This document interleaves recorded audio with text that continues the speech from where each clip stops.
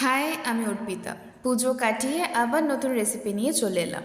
আজ তোমাদের সাথে শেয়ার করে নেব মাছের একটা জম্পেস রেসিপি, ফিশ রেজালা।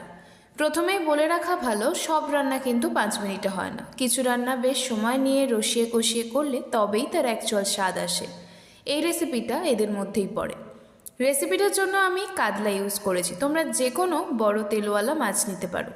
প্রথমেই মাছের টুকরোগুলো নুন মাখিয়ে সাদা তেলে হালকা বাদামি করে ভেজে তুলে নাও। এরপর ওই তেলেই কিছু গোটা গরম মশলা যেরকম শুকনো লঙ্কা, এলাচ, দারচিনি, লবঙ্গ ফোড়ন দাও।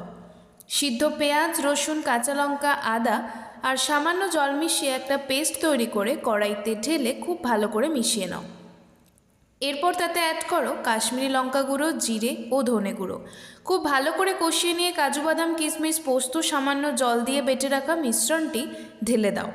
এরপর পরিমাণ মতো নুন, ফ্যাটানো টক দই, ভেজে রাখা মাছগুলো দিয়ে ফুটতে দাও 5 থেকে 7 মিনিট। সবশেষে অল্প ঘি, গরম মশলা আর কেওড়া ওয়াটার দিয়ে পরিবেশন করো ফিশ রেজালা।